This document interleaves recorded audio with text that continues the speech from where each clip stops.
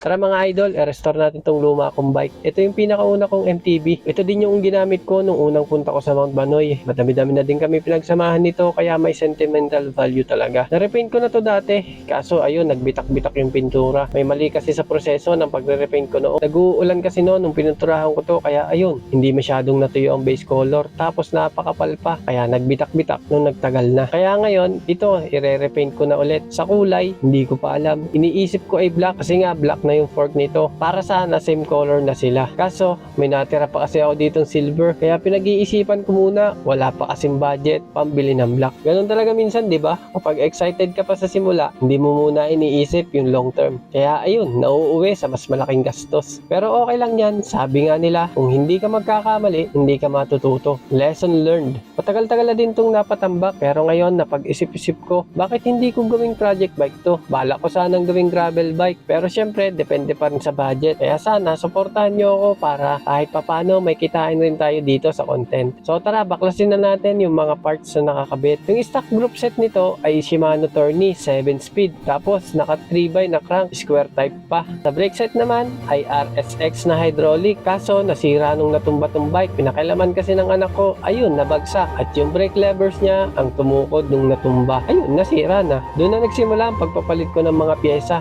Natuto ng konti, pero ang problema, walang budget. Kaya syempre, budget meal parts lang din ang pinalit ko. Ito naman yung pinalit ko na group set.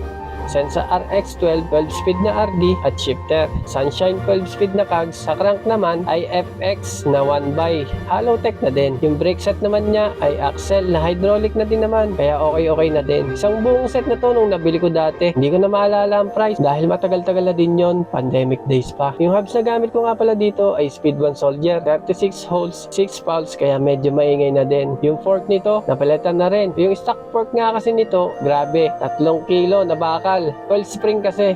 Buti na lang may nag-sponsor nitong Ragusa Rigid Fork. Shoutout sa ate ko at sa RZ Outlet Shop. Kung naghahanap kayo ng legit bags, shoes, relo, at damit, check nyo yung page niya.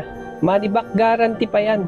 Pag napatunayan mong peke yung item na nabili mo sa kanya.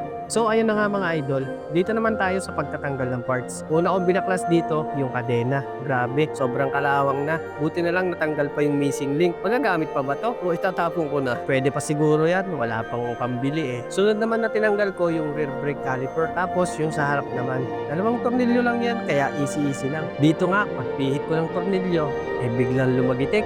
Akala ko talaga naputol na yung tornilyo. Buti na lang, akala ko lang. Kung hindi, gastos na naman yon. Wala ngang panggastos. Ilagyan ko na rin pala ng piston stopper mga idol para kung sakaling mapindot ko ang lever, hindi magdidikit ang piston. Magkakaproblema pa, di ba? Wala ngang budget, kaya safety first. Tapos ayan, tinanggal ko na rin yung crank.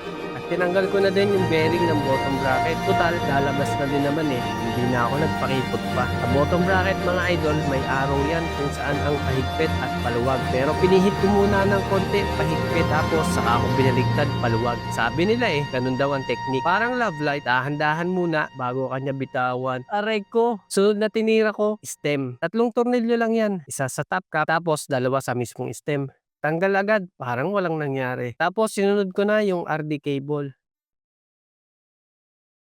Wheel set.